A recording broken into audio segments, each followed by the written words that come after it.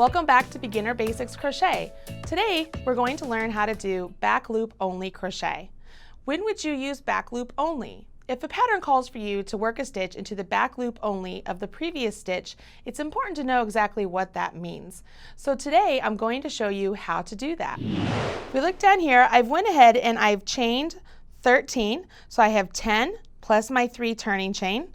I've went ahead and I've marked the first double crochet that I've completed. If you need a refresher course on how to do double crochets, please check out the Basics Crochet double crochet or Basics video double crochet. I'm going to complete working into my chains here, and here I am not really worrying whether I'm in the front loop or back loop at this point. I just want to get into my foundation chain. It's just important for me to get in there. So I'm going to double crochet here to the very end. And then I've completed this row. So I should have 10 doubles. 1, 2, 3, 4, 5, 6, 7, 8, 9, 10. Now, when you look at the tops of the stitches, you can see that they resemble V's. And typically, I like to call, and other people like to call, or the official way you say it is, the front here, that's your front leg or the front loop. And the back part of the V, the part that's away from you, is the back loop or the back leg. We're going to be working into that back leg as it is visible to us. So right now I'm looking at this as my front and that is my back. But if how about not if, how about when? First I'm going to chain 3 for my turning chain. I'm going to yarn over and I'm going to turn.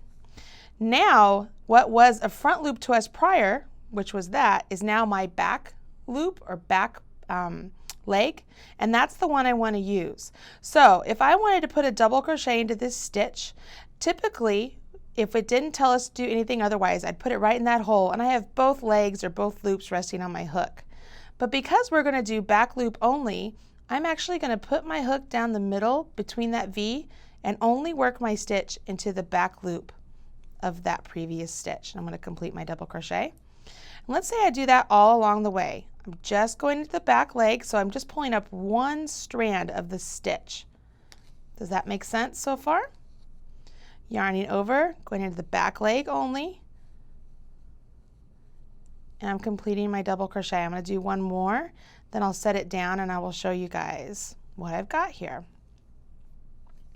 Pull that up, pull it down, or put that down. I am going to go ahead, I'm going to grab my stitch marker and I'm going to put it into the last, or the first stitch. I guess it's the first stitch I completed, but it'll be the last stitch of the next row coming back. And what you're going to notice is the front loops right here, they are left free because we only worked the back loops. So we get a nice kind of a little ridge going on here. What's cool about that is you get a lot of texture into whatever piece you're making, but say you're going to make a sweater and you want to do some sort of a pocket or even a felted project, a felted bag, and you want to do a pocket, but you're not ready to add the pocket yet.